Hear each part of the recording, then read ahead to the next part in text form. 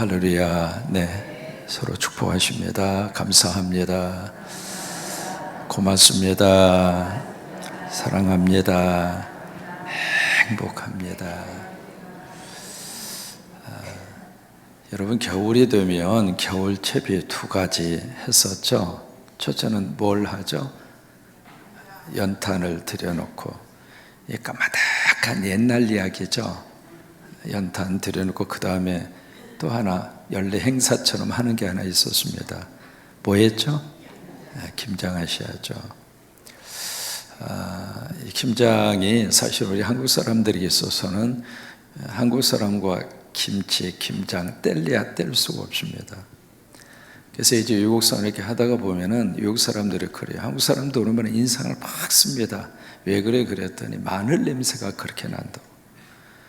자기들은 냄새 안 나는 줄 알아요? 와, 노란내가, 와, 자기들은 몰라요.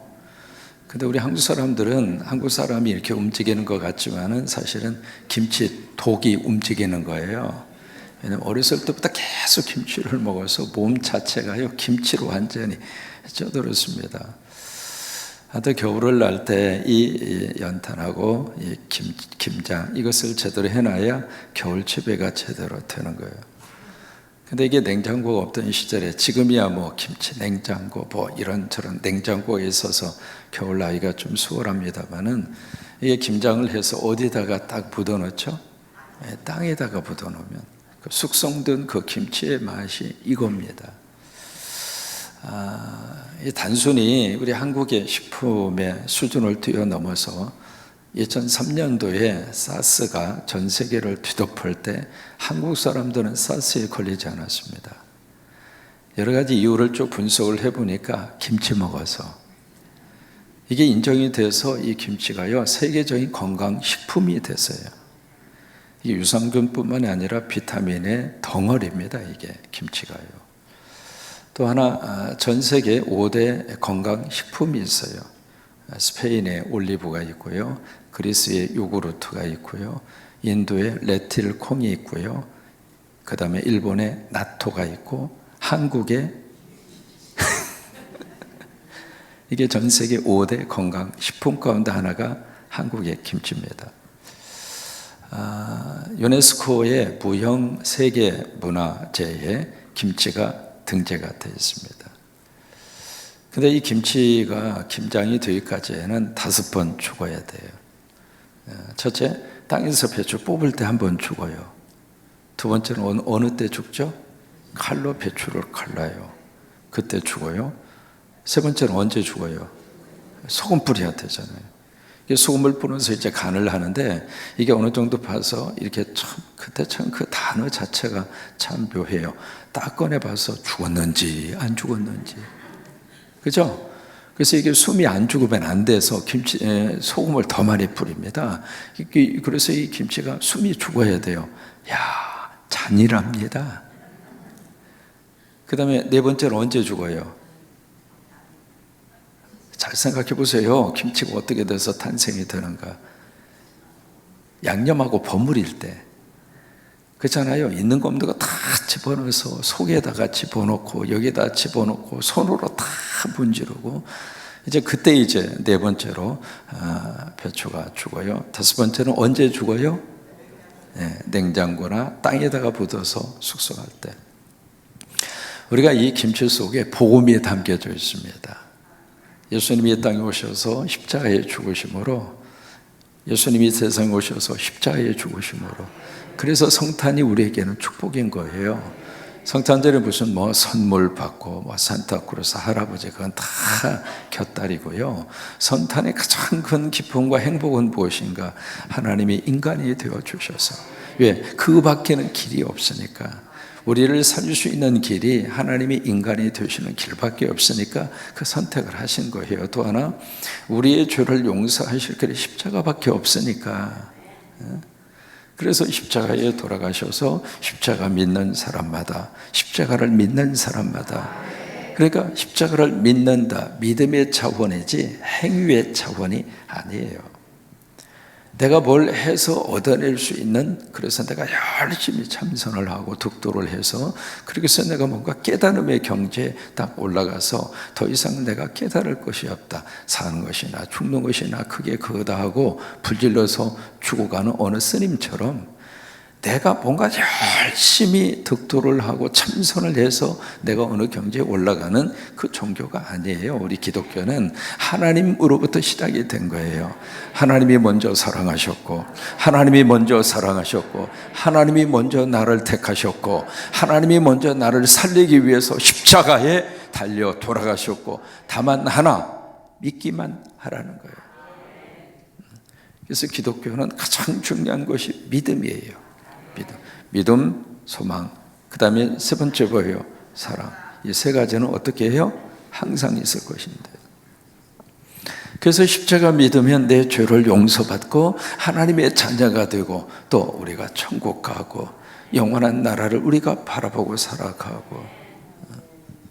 그래서 오늘부터 내일까지 우리 김장을 하는데, 특별히 금년 김장은 부활농장에서 캐온 무가 들어가고, 여러분 이제 내년에 김치 잡수실 때 부활농장 거가 들어갔구나. 부활농장에서 심은 그 파 있잖아요. 대파가 얼마나 잘 됐는지. 대파를 집어넣고, 그 다음에 쑥갓이 아닌데 갓도 집어넣고. 이게 무가 부활농장에서 뽑은 무를 어제 잠깐 먹어보니까 왜 이렇게 달짝지근하고 맛있어요? 무를 딱 이렇게 정리를 해서 딱 놨는데 왜 이렇게 땡글땡글하고 이렇게 잘생겼는지. 꼭 성광교회 교인들 닮은 것 같아요. 땡글땡글 해가지고 무도 그렇게 달짝지근하고 맛있고, 오늘과 내일 김장에서는 여신도 회원 여러분, 또 함께 참여하는 여러분 고맙고 감사하고, 또 잘 담가줘서 1년 동안 여러분들의 식탁에서 행복한 김장으로 재탄생할 줄로 믿습니다. 이 히브리서는 그 대상이 바로 누구라고 그랬어요? 일반 사람이 아닙니다. 이방인이 아닙니다. 히브리서를 지금 받아서 읽는 사람의 대상이 누구예요? 유대인입니다. 히브리인입니다. 그래서 히브리인들에 맞게끔 복음을 설명하는 겁니다. 여러분, 복음은요, 모든 사람들을 위한 것이 복음이에요. 다만 이 복음을 가지고 접근을 할 때 그 사람에 맞게끔 복음이 설명이 되어져야 합니다. 한국 사람은 한국 사람에 맞게끔 복음이 설명되어져야 복음이 이해가 돼요. 미국 사람은 미국 사람에 맞게끔 복음을 가지고 가서 증거해야 복음이 이해가 되고, 아프리카 사람은 아프리카 사람 맞게 복음이 증거가 돼요. 복음의 본질은 어떤 사람이든지 변하면 안 돼요. 그러나 이 복음을 증거하는 매개 수단이라든지 복음을 담은 문화라든지 복음을 전달하는 모든 것들은 달라져요. 그러니까 복음의 핵심은 어떤 민족, 어떤 사람이든지 변하면 안 됩니다. 그러나 이 복음을 설명을 할 때 바로 유대인이고 히브리인 대상이기 때문에 이 복음을 그들에게 증거를 합니다. 증거하면서 유대인들이 가장 잘 알고 있는 핵심 가치 5가지와 예수 그리스도를 비교합니다. 왜 비교할까? 그들이 붙들고 있고 그들이 믿고 있는 유대 종교보다도 예수 그리스도 복음이 우월하다. 그러니 예수 믿고 예수의 곁을 떠나지 말라. 이게 이제 히브리서가 말씀하시고 있는 가장 중요한 내용입니다. 여러분, 세상이 아무리 좋다 하더라도 천국보다 좋을 수 없습니다. 그래서 우리도 은연중에 가장 좋은 데를 보면 뭐라고 말을 해요? 천국 같다고요. 왜 그럴까요? 가야 할 고향이 천국이기 때문에, 천국이 가장 좋은 곳이기 때문에, 천국이 가장 아름다운 곳이기 때문에, 그래서 은연중에 이 땅에 살면서도 천국과 비교하는 거예요.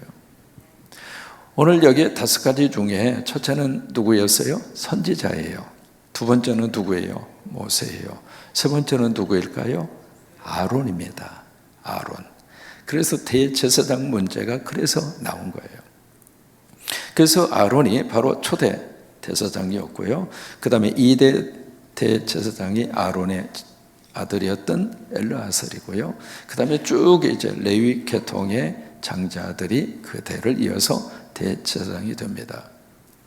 그래서 예수님을 바로 이제 거기에 비교를 해서 예수님의 우월성을 그들에게 알려주는 거예요. 그래서 이제 여기 멜기세덱이 등장을 하잖아요. 멜기세덱 문제가 생각보다 더 길게 다루고 있습니다. 왜 그럴까? 왜 이 멜기세덱 문제를 히브리서는 그렇게 4장 14절부터 쭉 해서 8장 5절까지 다루고 있거든요. 왜 이렇게 길게 멜기세덱 문제를 다루고 있을까? 이게 첫째, 성경을 알아야 이해되기 때문에 성경의 근거를 대서 그들에게 설명하기 위해서 길어진 거예요. 두 번째는 그 말씀 자체가 그냥 1차적 문자적 의미로 이해하기는 쉽지 않는 영적 의미를 해석하기 위해서 길어진 거예요.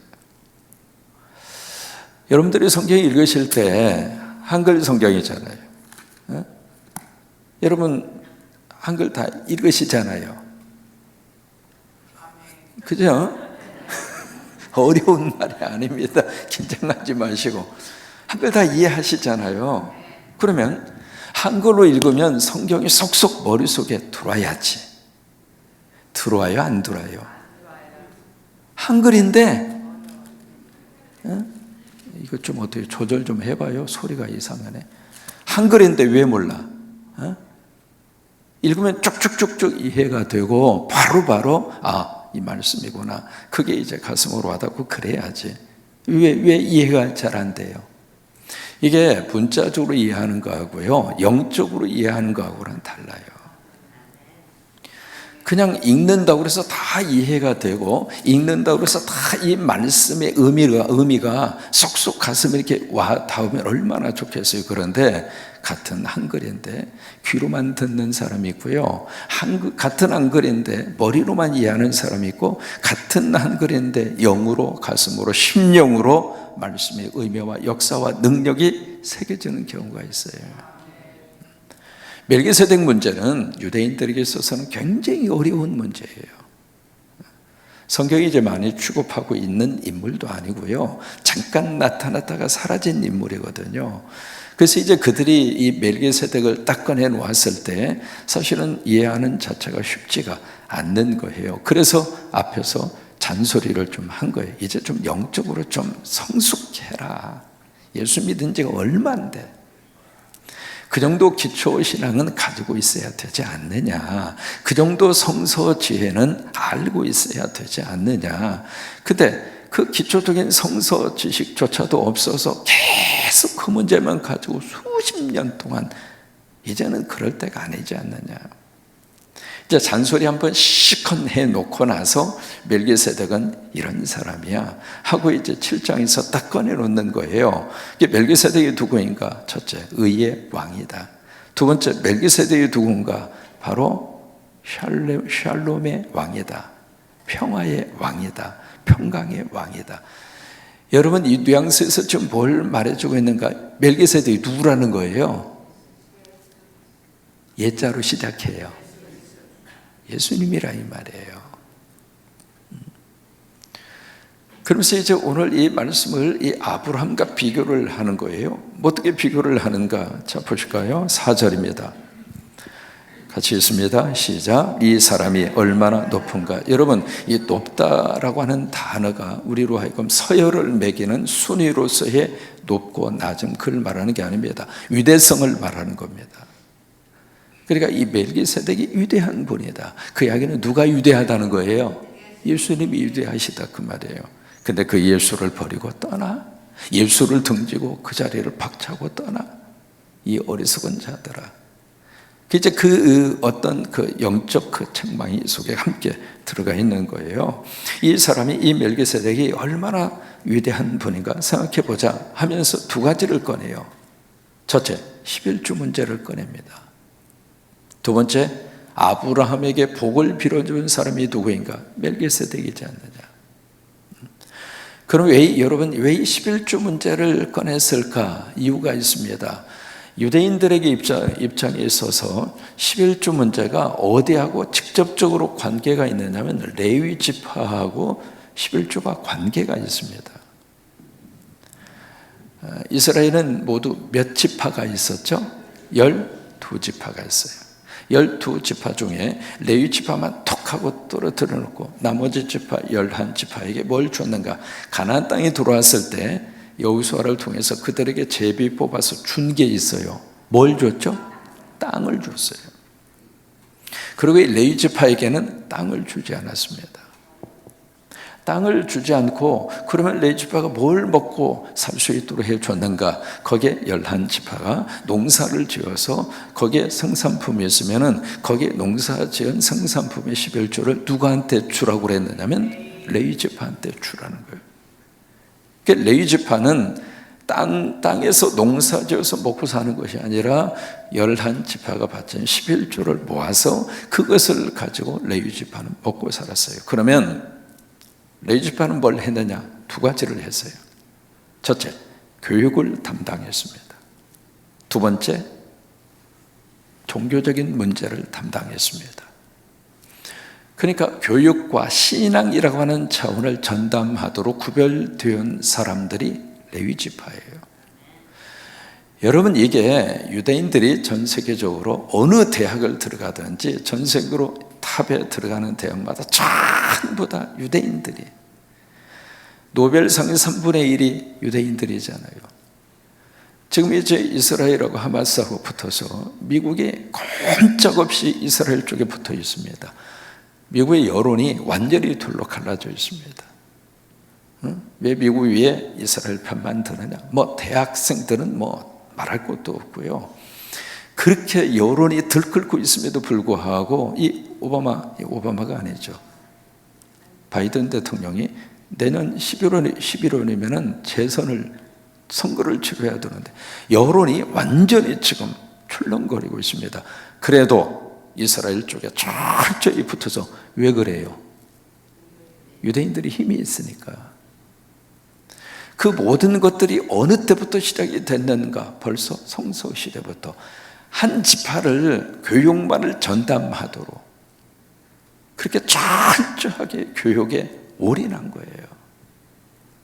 그리고 신앙적인 문제를 레위 지파가 담당하도록, 그래서 레위 사람들은 나머지 지파가 바친 11조로 그렇게 먹고 살았다 이 말이에요. 그 문제를 딱 꺼내는 거예요. 그러면서 이 11조를 아브라함이 누구한테 바쳤는가? 멜기세덱에게 바치지 않았는가? 그 말이에요. 그러면 여러분, 11조는 낮은 사람이 높은 사람한테 바쳐요. 그런 영적 원리를 여기서 설명을 하는 거예요. 그러면서 이 레위 사람들이 이 세상에 태어나기도 전에, 그러면 레위 사람은 이 11조를 받아서 생활하잖아요. 그 다음에 이 11조를 누구한테 바치는가? 대제사장한테 바쳐요. 레위 이 지파들은 제사장 또는 대제사장한테. 그러니까 이 레위 사람들이 11조를 받아서 자기들의 또 11조를 대제사장이나 제사장한테 바친다 그 말이에요. 이제 그것을 이렇게 설명을 하면서 이 아브라함이 11조를 멜기세덱에게 바치지 않았느냐, 그 이야기는 아브라함과 멜기세덱을 비교했을 때 누가 위라고 하는 거예요? 멜기세덱이 위다 그 말이에요. 그것을 여기서 설명을 하고 있는 거예요. 자, 4절의 말씀 다시 한번 읽습니다.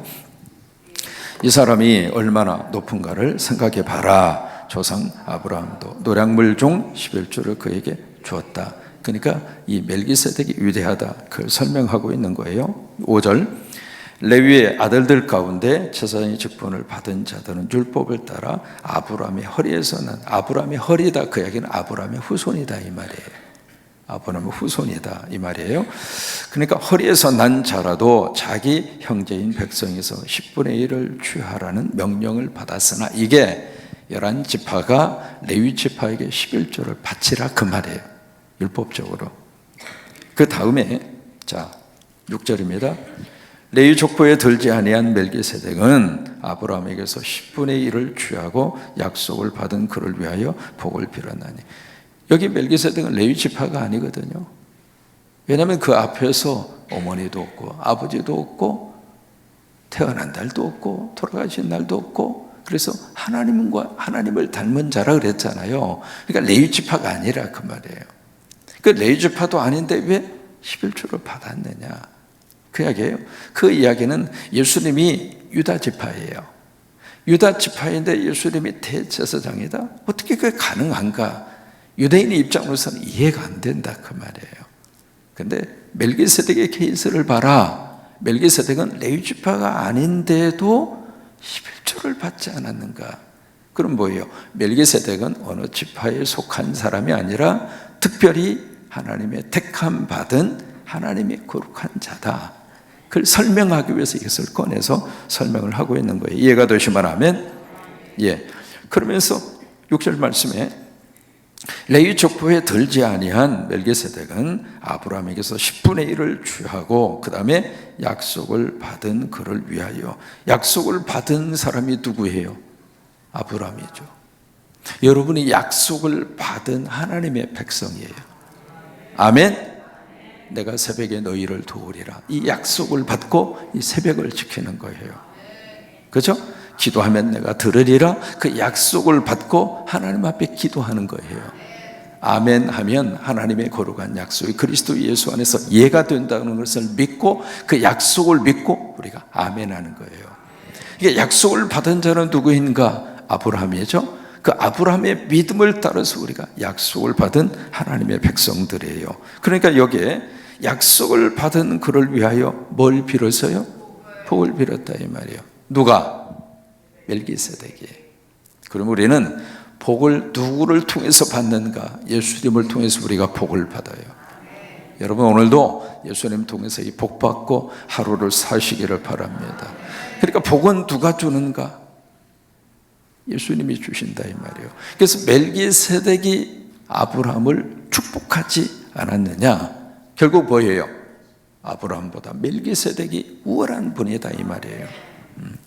그러면서 7절 말씀에 자 논란의 여지가 없이 의심할 필요가 없이 낮은 자가 높은 자에게서 축복을 받느니라.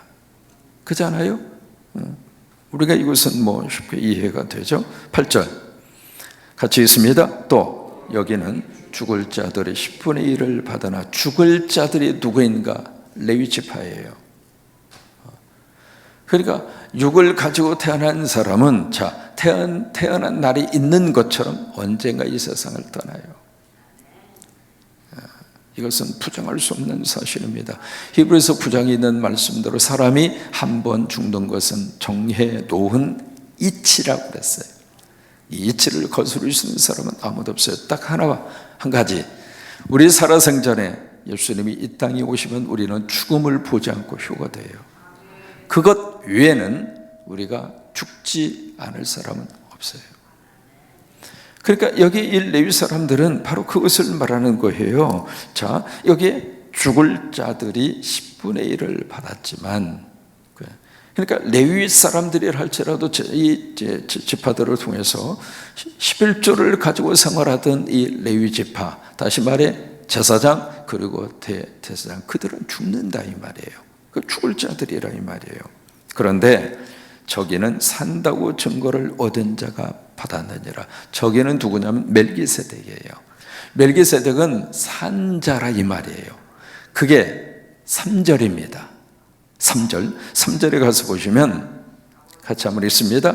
아버지도 없고 어머니도 없고 족보도 없고 시작한 날도 없고 생명의 끝도 없어 하나님의 아들과 닮아서 항상 제사장으로 있느니라. 그러니까 멜기세덱은 산자라 이 말이에요. 예수님은 산자라 그 말이에요. 그래서 어제나 오늘이나 영원토록 예수 그리스도는 동일하신다 이 말이에요. 산자이신 예수님이 오늘 성령으로 우리와 함께 하세요. 산자이신 예수님이 우리 안에 들어와 계세요. 아멘. 그래서 내가 세상 끝날까지 내가 항상 너희와 항상 함께, 여러분 오늘도 그 예수님 모시고 오늘 하루도 그렇게 행복하게 사시기를 주의 이름으로 축원합니다. 그러면서 여기에 자 9절입니다. 또한 10분의 1을 받는 레위도 아브라함으로 말미암아 10분의 1을 바쳤다고 할 수 있나니, 여기 한번 또 우리가 생각을 해봐야 할 말씀이죠. 여기 10분의 1을 받은 레위도 아브라함으로 말미암아 10분의 1을 바쳤다고 할 수 있나니, 자 보세요. 멜기세덱의 11조를 누가 바쳤어요? 아브라함이 바쳤어요. 이해가 되시죠? 그러면 이 레위 사람도 아브라함처럼 11조를 멜기세덱에게 바쳤다, 그 말을 하고 싶은 거예요. 왜 그럴까? 자, 본문 마지막 절 10절입니다. 같이 있습니다. 이는 왜냐하면, 그 뜻이에요. 그 이유를 설명하는 거예요. 왜냐하면 멜기세덱이 아브라함을 만날 때에 레위는 이미 자기 조상의 허리에 있었음이라. 자, 아브라함이 멜기세덱을 만났을 때 레위가 이 땅에 있었어요, 없었어요? 한참 후대 인물입니다. 그렇죠? 이 레위는 바로 누구의 자녀죠? 이스라엘. 그렇죠? 이스라엘, 야곱의 자녀라 이 말이에요. 그러니까 이 아브라함의 한참 후대 자녀라 그 말이에요. 그러니까 아브라함이 계셨을 때 레위는 이 땅에 없었어요. 아브라함이 허리에 있었다는 그 이야기는 장차 아브라함의 후손으로 태어날 자라 이 말이에요. 이 세상에 존재하지는 않았어요. 근데 자기의 조상 아브라함이 멜기세덱에 11조를 바쳤을 때 그의 후손들 또한 멜기세덱에게 11조를 바치는 것과 같았다 이 말이에요. 결론적으로 왜 이 말씀을 지금 꺼내놓고 있는가? 우리가 믿는 예수 그리스도가 당신들이 그렇게 귀하게 생각하는 대제사장 아론, 그리고 그의 후손인 레위 지파, 그 지파들보다도 훨씬 더 우월한 분입니다. 왜 우월하다고 말할 수 있을까? 아브라함이 11조를 그에게 바치지 않았느냐. 또 하나, 11조를 바친 그 그분 멜기세덱이 아브라함에게 복을 빌어주지 않았느냐. 그렇다면 우리의 11조를 누구에게 바치는가? 우리는 하나님께 바치지 않느냐. 여러분, 11조는 목사한테 바치는 게 아닙니다. 11조는 워낙 특정한 개인에게 바치는 게 아닙니다. 11조는 하나님에게 바치는 거예요. 왜? 하나님이 주셔서 우리가 먹고 살고 있어서 그 모든 것이 하나님이 주신 것인데, 그 중에 열의 9은 나를 위해서, 가정을 위하여, 자녀를 위하여 내가 쓰지만 적어도 열의 하나는 하나님의 몫으로 되어서 하나님 주셔서 고맙습니다. 다 드려야 되는데 저 이거 먹고 살아야 되잖아요. 그러니 내 마음의 정성으로 열의 하나를 띄어서 드립니다. 여러분, 그 11조가요 우리의 후손과 미래의 복을 심는 종자하고 똑같은 거예요. 우리 김성주 장로님 계십니다마는 아무리 먹고 싶어도 종자는 장로님 먹으면 돼요, 안 돼요? 그거 먹으면 안 돼. 그거 먹으면 안 돼. 어렸을 때 겨울에 유일하게 먹을 수 있는 간식이 고구마였습니다. 윗목에다가 수수깡으로 해서 쭉 이렇게 해놓고 거기다 고구마를 부어놔요. 그럼 윗목은 차가우니까 그냥 잘 썩지가 않아요. 그러면 키가 이제 제가 그때 대한민국 표준 키였습니다. 이 수수깡으로 엮어놓으니까 하도 크니까 이게 손이 안 닿는 거예요. 그래 밑에를 막 뜨게 해가지고 구멍을 하나 몰래 뚫어놓고 밑에서 고구마 하나씩을 꺼내서 먹는 거예요. 먹는데 어느 정도 이렇게 먹다가 보면 이 고구마가요, 어느 정도 이렇게 하면은 그 고구마 가운데 실한 것을 이렇게 해서 따로 높은 곳에 갖다가 이렇게 딱 감춰 놓습니다.